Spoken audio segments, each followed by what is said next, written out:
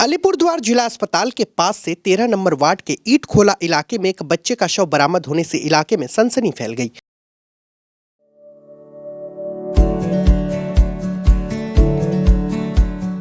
Pamper, not just a hospital, but a mother. बच्चे का शव इलाके में कूड़े के ढेर में पड़ा हुआ था। जैसे ही स्थानीय लोगों ने उक्त बच्चे का शव देखा, उन्होंने तुरंत पुलिस को सूचना दी। खबर मिलते ही पुलिस मौके पर पहुंची और शव को कब्जे में लेकर पोस्टमार्टम के लिए भेज दिया। वहीं खबर पाकर वार्ड पार्षद आनंद जायसवाल भी मौके पर पहुंचे। पार्षद आनंद जायसवाल ने कहा कि यह एक अमानवीय घटना है, यह बहुत दुखद है। पुलिस मामले की जाँच कर रही है।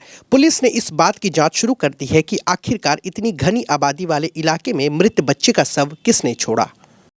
আমিও তো আসলাম, স্কুলে গেছিলাম, তো ওয়ার্ডের একজন বাসিন্দা আমাকে ফোন করলো যে এরকম প্লাস্টিকের প্যাকেটে একটা বাচ্চাকে ফেলা আছে গ্যারেজের উপরে। তো আমি স্কুল থেকে এসে দেখছি যে হ্যাঁ বাচ্চাটা একটা পড়ে আছে। তারপরে থানায় ফোন করলাম, তারপরে থানার লোকজন এসে আমি দেখছি এটা ইনকোয়ারি করছি।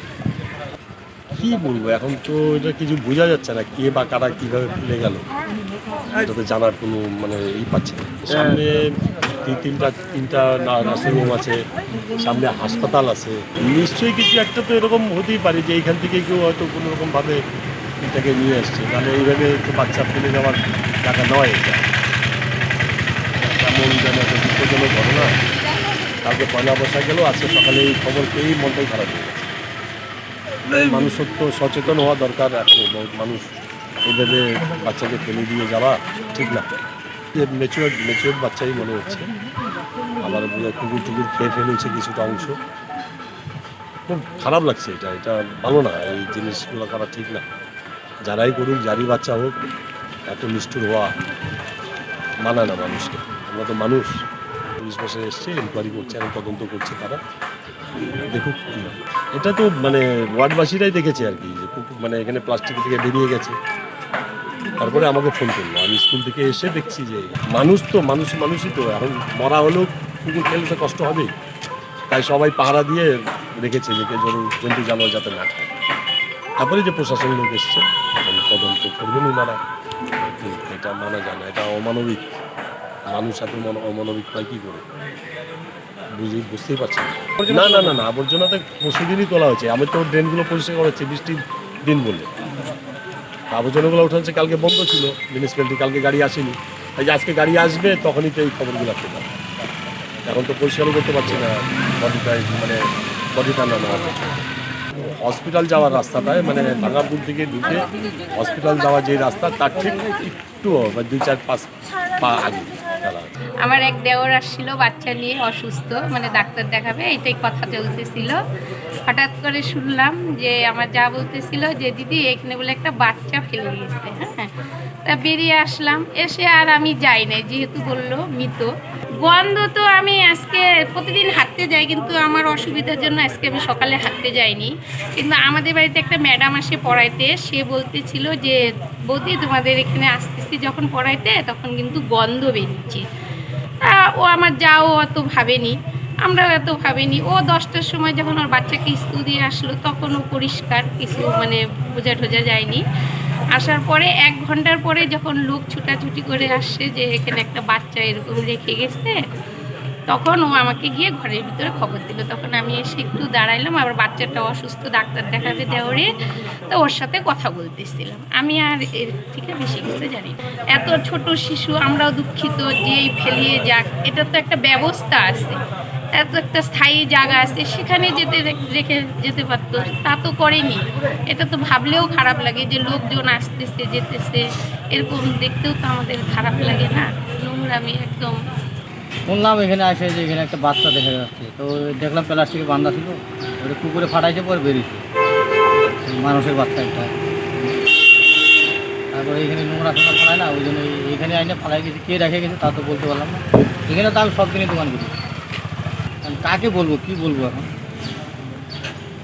এরকম তো হইতে লাগে না, এরকম করে মানুষের ফালাই যায় না, দেখি না, এইখানে প্রথম দেখলাম। কি বলবো, মানুষের তো এখন মানুষ নাই, এখন মানুষ তো অমানুষ হয়ে গেছে না, ওই জন্য এরকম হচ্ছে। এখন কী করা যাবে, এখন কে ফালাইছে, যদি লোকটাকে ধরা যায় তাহলে তো তাকে কিছু করা যাবে। যে মানুষটা কি তাকে তেলেতে বোঝানো যাবে না কী হয়েছে না। হ্যাঁ, তো শাস্তি দেওয়া, ওকে শাস্তি দেওয়াটা ঠিক ছিল। আমরা রোজ রাতে রাস্তার কুকুর খেতে দিই। আমরা মোটামুটি 11টার দিকে যখন রাস্তাটা ফাঁকা হয় তখন কুকুর খেতে দিতে যাই।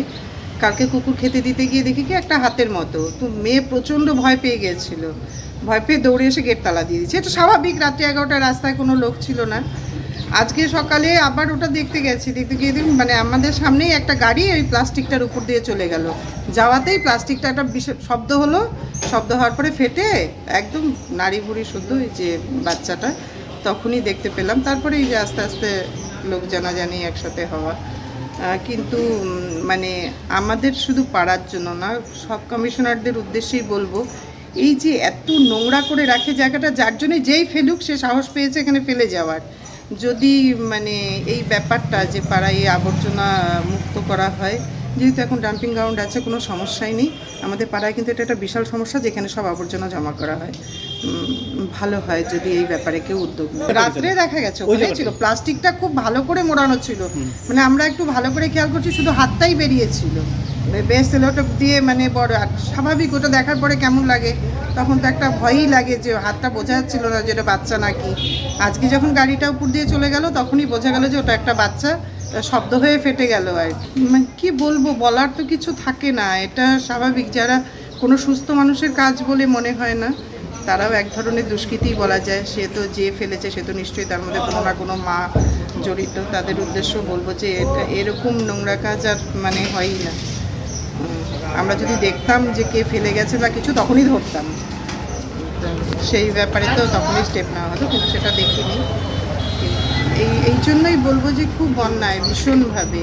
আর তার সাথে বলবো আমাদের এই নোংরা মুক্ত করা হোক এই জায়গাটাকে। এই জায়গাটা সবসময় আবর্জনায় ভর্তি, যার জন্যই কেউ সাহস পেয়েছে কাজটা করার।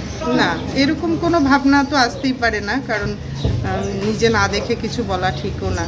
এটা অন্য কোথা থেকেও হতে পারে, ঠিক এটা ঠিক বলতে পারবো না কীভাবে হলো। প্রচণ্ডভাবে, সেটাই তো বললাম, আমি নিজেও একজন মহিলা, যেহেতু হ্যাঁ সে তো থাকবেই, যে মা তো জানবেই। আর যদি কোনো মার অজান্তে হয় সেটাও একটা বিশাল বড় ক্রাইম হবে। খুব দুঃখের ঘটনা, এর থেকে তো বেশি কিছু বলার যায় না এই ব্যাপারে।